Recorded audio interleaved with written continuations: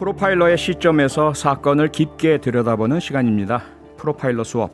오늘 저와 함께 프로파일링을 하는 수강생 소개하겠습니다. MBC 라디오 북클럽 진행자이자 북튜버로 활동 중인 김겨울 작가, 오늘도 나오셨습니다. 어서 오세요. 안녕하세요. 김겨울입니다. 네, 정말 덥죠? 죽겠습니다. 너무 덥네요. 네, 그러니까 대구가 너무 늘 더워서 네. 대프리카란 말이 있었는데 오히려 맞아요. 서울이 서프리카다. 그러니까요. 네, 대구보다 더 덥다 이런 얘기 많던데요. 네. 아까 죽겠다라는 강한 표현을 써주셨는데 그냥 그렇게 계신 거예요? 아니면 더위를 이기는 뭔가 좀 방법이 있으세요? 전 더위를 워낙 많이 타서 그냥 집에서 아이스팩 끌어안고 누워서 책 읽고 있습니다. 책에 익혀지시긴 하네요. 그래도 역시 전문가라. 그럼요. 네. 오늘 프로파일러 수업 역시 청취자 여러분께서 함께 참여하실 수 있습니다. 현재 유튜브로 생중계되고 있고요. 유튜브에서 표창원의 뉴스 하이킥 검색하시면 저희 수업 장면도 보시고 댓글로 직접 참여하실 수도 있습니다. 네, 문자 참여도 열려 있습니다. 짧은 건 50원, 긴 건 100원이 드는 문자번호 샵 8001번 또는 무료인 스마트 라디오 미니와 유튜브 댓글로 의견 보내주세요. 네, 프로파일러 수업 본격적으로 시작하겠습니다. 오늘 만나볼 사건은 어떤 사건입니까? 네, 오늘의 사건 먼저 준비된 내용으로 들어보시죠. 제주의 한 주택에서 10대 중학생이 숨진 채 발견됐습니다. 경찰은 제주 시내에서 46살 김모 씨를 살인 혐의로 긴급 체포했습니다. 또 다른 용의자 한 명은 숨진 김군 어머니의 동거남이었던 48살 백모 씨였습니다. 숨진 김군의 어머니는 이달 초 경찰에 신변 보호를 요청했던 것으로 확인됐습니다. 그 학생이랑 새아빠랑 많이 다퉈가지고 친구네 집에서 자고 그랬어요. 경찰의 신변 보호 조치가 적절했는지 논란이 일 것으로 보이는 가운데 경찰은 달아난 백 씨의 행방을 쫓고 있습니다. 많은 분들이 뉴스 보셨을 테고 정말 충격과 분노를 느끼셨을 텐데요. 네. 제주도에서 발생한 너무나 안타까운 중학생이 피살된 사건이었죠. 그렇습니다. 여러모로 좀 막을 수 있었던 사건이 아닌가 싶어서 더 좀 안타깝기도 합니다. 네. 프로파일링 하기 전에 일단 사건부터 정리해 주실까요? 네, 지난 일요일이죠. 7월 18일 오후에 제주의 한 주택에서 발생한 살인사건입니다. 당시에 이 집에는 16살 중학생 A군이 혼자 있었고요. 어머니 B씨는 외출 상태였습니다. 오후 3시 무렵 40대의 백모 씨와 김모 씨 두 명의 남성이 이 주택에 침입을 해서 A군의 손발을 묶고 살해한 후 도주했습니다. 부검 결과 사인은 목졸림에 의한 질식사로 추정이 되고 있습니다. 네. 그리고 이날 밤 집에 돌아온 A군의 어머니가 직접 경찰에 신고를 했고요. 다음 날 이 두 남성을 긴급 체포했습니다. 피의자 2명 중 주범은 백모 씨고요. A군의 어머니인 B 씨와 연인 관계로 동거를 했던 사이입니다. 공범인 김모 씨는 백모 씨와 선후배 관계에 있고 백모 씨에게 돈을 빌렸다는 보도가 있었습니다. 경찰은 사실혼 관계로 지내던 중 A군의 어머니가 결별을 선언하자 앙심을 품고 아들을 살해한 것으로 판단하고 수사 중입니다. 피의자 2명 모두 현재 구속됐고요. 특히 주범 백모 씨는 혐의를 인정하면서도 살인에 대한 고의성을 부정하고 있습니다. 이 사건에서 프로파일러로서 주목하는 포인트는 고문살인입니다. 고문살인이요? 네, 이 사건의 성격이 무엇이냐, 이별범죄다 또는 뭐 앙심, 아까 그런 표현 쓰셨죠? 네. 언론 보도에서 그런 표현들을 쓰는데 그것보다 핵심은 자신보다 약한 피해자를 결박시켜서 완전히 움직이지 못하게 통제를 해둔 상태에서 네. 몸에 여러 개의 멍이 발견됐거든요. 구타, 폭행 등을 하고 그리고 결국은 살인까지 저질렀던 정말 참혹한 사건. 그래서 아마 방점을 고문살인에 둬야 된다라고 저는 생각을 합니다. 자, 그럼 지금부터는 제가 궁금한 점을 좀 질문을 드려보겠습니다. 네. 이 앙심이라는 지금 표현에 대해서 말씀을 해주셨는데 이 범행 동기가 그러면 그 중학생 아들보다 어머니에게 앙심이 있었던 것에서 출발한 건 맞을까요? 뭐 출발은 맞죠. 그러니까 네. 앙심이란 표현 자체가 뭐 해소 여지는 있지만 네네네. 이 사건을 이해하려면 2015년 1월에 발생한 안산 김상훈 사건을 한번 보셔야 될 필요가 있어요. 네. 이 메커니즘이 유사합니다. 김상훈 역시 이 백 씨와 마찬가지로 자신의 폭력 때문에 자신을 떠나려고 하는 여성, 그래 찾는데 자기 앞에 나타나지 않죠. 그러니까 김상훈 같은 경우는 전 남편의 네. 집을 찾아갑니다. 그리고 전 남편의 두 딸 이 세 사람을 인질로 잡고 흉기로 네. 결국은 이 전 남편의 딸을 성폭행하고 살해하고 전 남편도 살해하고. 네. 근데 그 살해의 목적이 무엇이었느냐?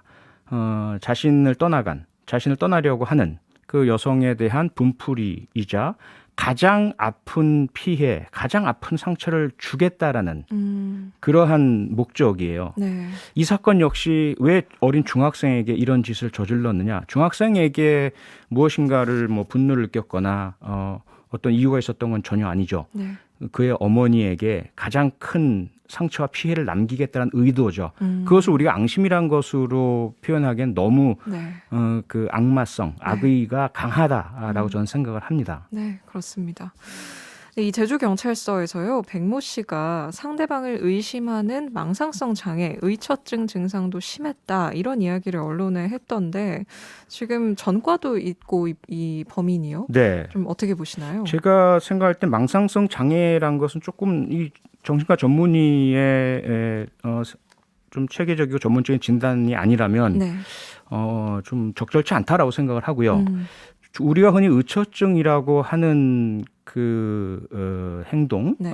특성을 가진 사람들을 정신과에서는 편집성 인격 장애라고 부르거든요. 네. 이건 망상이 아닙니다. 네. 망상이란 것은 없는 것을 있는 것처럼 보고 또는 느끼고 하는 것을 말해요.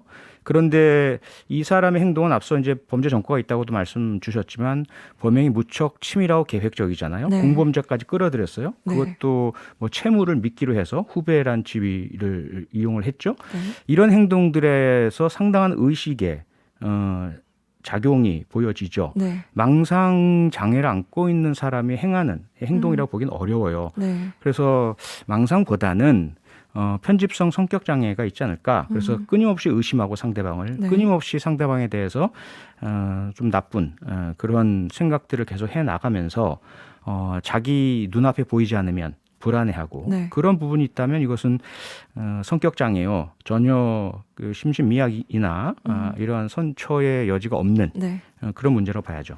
그러면 이 두 명의 피의자가 계획 범죄를 저질렀다, 이쪽에 무게를 싣고 보는 것이 더 타당할까요? 철저하게 계획적이죠. 그 네. 행동을 보면 우선 찾아갈 때부터 둘이 찾아갔고 네. 그리고 결박이라든지 이후의 행동, 또 준비한 도구들도 있고요. 네. 뭐 계획이라는 말 이외에는 표현할 수가 없는 범죄 수법입니다. 네.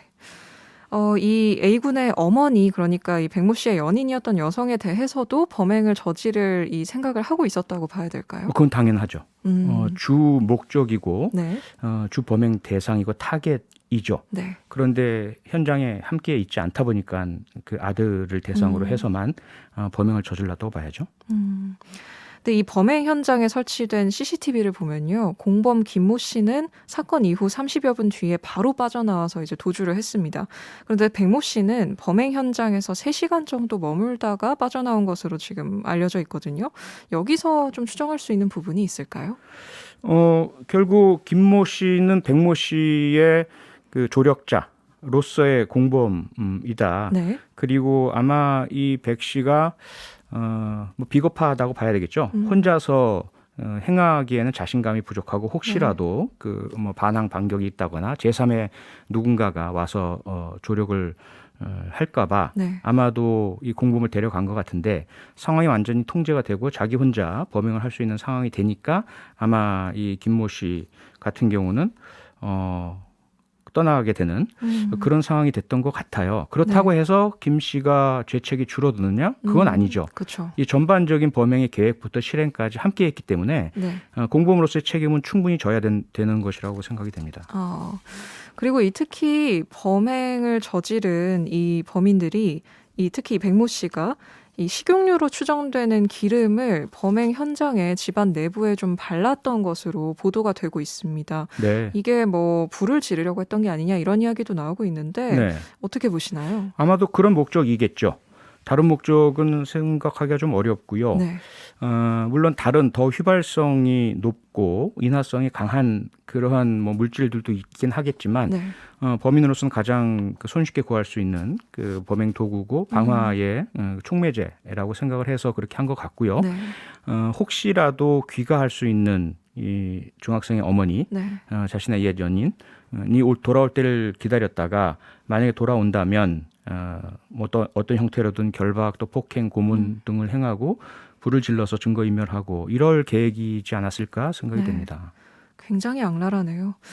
이 백모 씨가 평소에도 가정폭력과 학대를 저질렀다라는 보도도 또 함께 나오고 있습니다. 특히 이 숨진 A군 친구의 인터뷰가 공개가 됐는데요. 평소에도 이 백 씨가 A군에게 욕설을 하고 폭언과 폭행을 저질렀다 이렇게 이야기를 했습니다.